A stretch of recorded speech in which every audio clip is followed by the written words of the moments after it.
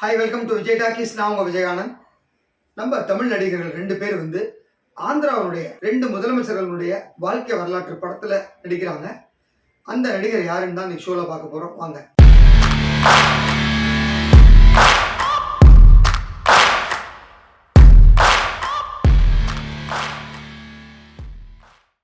ஆந்திராவில் மிகப்பெரிய அரசியல்வாதியாக இருந்தவர் சந்திரபாபு நாயுடு அண்ட் ராஜசேகர் ரெட்டி. இந்த 2 பேருமே முதலமைச்சராக இருந்திருக்காங்க.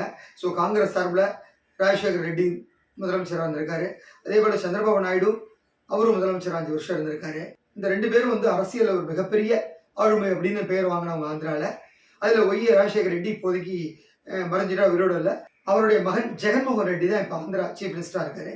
இந்த சுச்சுவேஷனில் ராஜசேகர் ரெட்டியுடைய வாழ்க்கை வரலாற்றை தழுவி ஒரு படம் உருவாகிட்டு இருக்கு. அந்த படத்தில் ராஜசேகர் ரெட்டியுடைய இளமை கால பருவ நடிகராக நம்ம ஜீவா நடிச்சிட்டு இருக்காரு. ஸோ அந்த படத்தோட ஷூட்டிங் நடந்துட்டு இருக்கு. அதில் ஜீவா நடிச்சிட்டு இருக்காரு. அது ஒரு மாதிரியா ஒரு பயோபிக் மாதிரி உருவாகிட்டு இருக்கு. அதே போல சந்திரபாபு நாயுடுவோட வாழ்க்கை வரலாற்றை தழுவி ஒரு படம் உருவாகிட்டு இருக்கு ஆந்திராவில்.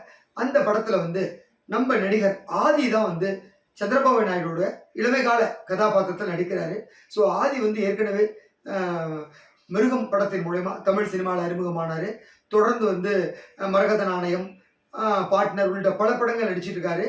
ஒரு சில வில்லனாகவும் கௌரவ இடத்துலையும் தெலுங்குல ஒரு சில படங்கள் நடிச்சிருக்காரு. இந்த சுச்சுவேஷன்ல அந்த கேரக்டருக்கு ஆதி கரெக்டாக இருப்பார்னு சொல்லி அந்த டைரக்டர் முடிவு பண்ணதுனால சந்திரபாபு நாயுடுவோட இளமை கால கதாபாத்திர கேரக்டர்ல ஆதி நடிச்சிட்டு இருக்காரு.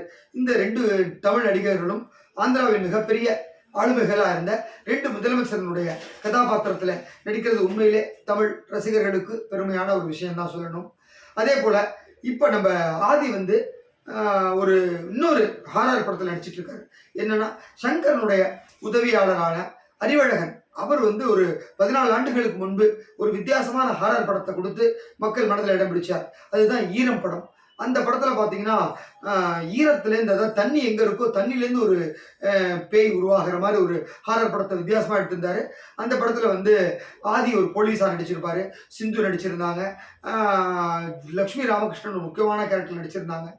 அந்த படத்துக்கு தமன் மியூசிக் பண்ணியிருந்தாரு. ஸோ 14 ஆண்டுகள் கழித்து மீண்டும் ஒரு ஹாரர் படத்தை அறிவழகன் கையில் எடுத்திருக்காரு. அந்த படத்தில் மீண்டும் அதே ஆதி தான் இதுலேயும் ஹீரோவா நடிக்கிறாரு.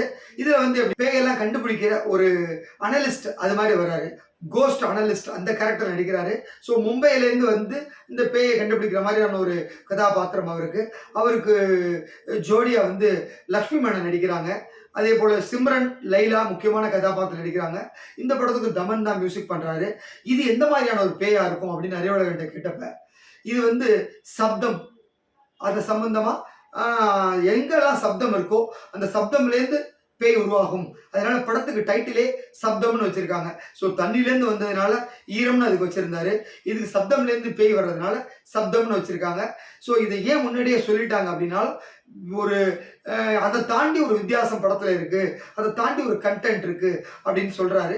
அதனால இதுக்கு சப்தம்னு பேர் வச்சிருக்காரு. ஸோ சப்தம்லேருந்து எப்படி பேய் வருது, யார் பேயா வரா, என்ன நடக்க போகுது, அதுதான் அந்த படத்தினுடைய கதை. ஸோ வேகமாக படம் உருவாயிட்டு இருக்கு. இந்த படம் பிப்ரவரி மாதம் வெளியிடுறதுக்கு நடவடிக்கைகள் எடுத்துட்டு இருக்காங்க. இந்த படத்தின் மூலயமா டைரக்ஷன் மட்டும் இல்லாம ஒரு ப்ரொடியூசராகவும் அறிவழகன் களத்தில் இறங்குறாரு. ஸோ சங்கரனுடைய ஒரு குட் புக்ல இருக்க சீடர்கள்ல இவரும் வசந்தபாலன் இருக்காங்க. ஏற்கனவே இந்தியன் 2 ஷூட்டிங்ல கமல் இல்லாத ஒரு ஃபுல் ஷெடியூலை அறிவழகன் தான் டைரக்ட் பண்ணியிருந்தாரு. அது நம்ம ஏற்கனவே பேசியிருந்தோம். சங்கர் அது ரொம்ப பெருமையா சொல்லியிருந்தாங்க. ஸோ அந்த அளவுக்கு சங்கர்கிட்ட ஒரு பிடித்தமான உதவி இயக்குனர்ல அறிவழகன் ஒருத்தர். அந்த அறிவழகன் இப்போ இந்த படம் மூலியமா மீண்டும் தனது திறமை நிரூபிக்க வர